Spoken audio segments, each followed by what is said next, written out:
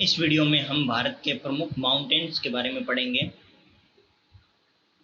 सबसे पहले हम पंजाब हिमालय को पढ़ते हैं। पंजाब हिमालय भारत के इस लोकेशन पे पड़ता है, जो पंजाब के आसपास का एरिया है उसे पंजाब हिमालय श्रेणी का जो पंजाब के आसपास का एरिया है वो पंजाब हिमालय कहलाता है।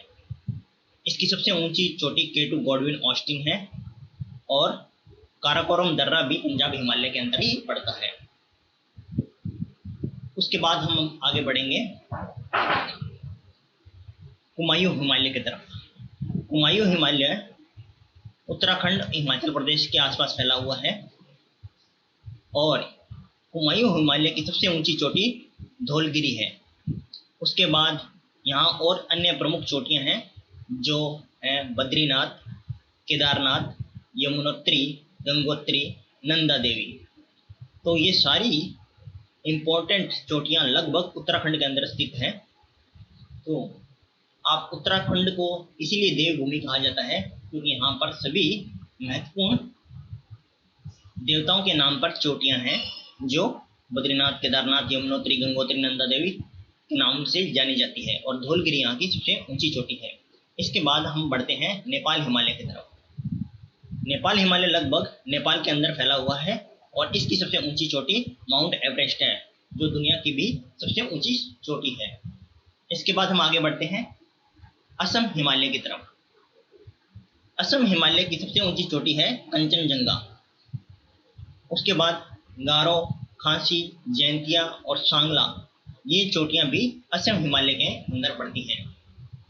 ये हिमालय का हमने एक रूप देखा है जो असम हिमालय, नेपाल हिमालय, कुमायूं हिमालय और पंजाब हिमालय के अंदर बटा हुआ है। इसके अलावा हिमालय को हम 3 श्रेणियों के अंदर भी बांटते हैं जो है हिमालय रेंज, जिन्हें हिमालय रेंज कहा जाता है। सबसे पहले जो रेंज आती है नॉर्थ में सबसे, वो ग्रेट हिमालय कहलाती है, जिसको हिमाद्री भी बोला जाता है और हिमालयाज भी बोला जाता है। जो सबसे नॉर्थ के अंदर जो रेंज होती है हिमालय की, वही ग्रेट हिमालय है। उसके बाद में आता है लेसर हिमालय, जो ग्रेट हिमालय के साउथ में पड़ता है। उसे द लेसर हिमालय कहा जाता है। इसी को मिडल हिमालय भी कहा जाता है क्योंकि 3 श्रेणियों में यह बीच का होता है, इसलिए इसे मिडल हिमालय भी बोलते हैं और द हिमाचल भी इसको बोला जाता है। इसके बाद इसकी तीसरी श्रेणी आती है शिवालिक रेंज के नाम से। हिमालय की तीसरी श्रेणी होती है शिवालिक रेंज, जिसे आउटर हिमालय भी बोला जाता है।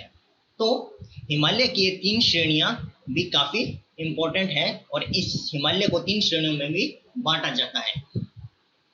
इसके बाद में हम पढ़ते हैं सतपुड़ा रेंज को। सतपुड़ा रेंज मध्य प्रदेश के अंदर पड़ती है और इसकी सबसे ऊंची चोटी धूपगढ़ है।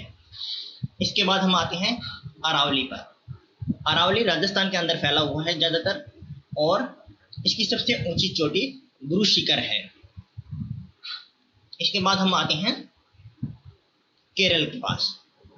केरल में जो पर्वत श्रेणी है उसे अन्नामलाई कहा जाता है, अन्नामलाई, और इसकी सबसे ऊंची चोटी है अन्नामुदी, जो दक्षिण भारत की भी सबसे ऊंची चोटी है, अन्नामुदी। इसके बाद हम आते हैं तमिलनाडु की तरफ, जहां नीलगिरी पहाड़ियां हैं। नीलगिरी पहाड़ियों की सबसे ऊंची चोटी है डोडा बेटा, जो दक्षिण भारत की दूसरी सबसे ऊंची चोटी भी है। इसके बाद हम आते हैं अंडमान एंड निकोबार में। अंडमान एंड निकोबार द्वीप समूह के अंदर सबसे ऊंची चोटी है सैडल पीक। और लास्ट में हम पढ़ते हैं लक्षद्वीप की तरफ। लक्षद्वीप की सबसे ऊंची चोटी नार्चो है। इस तरह हमने भारत की लगभग सारी इंपॉर्टेंट चोटियां पढ़ ली हैं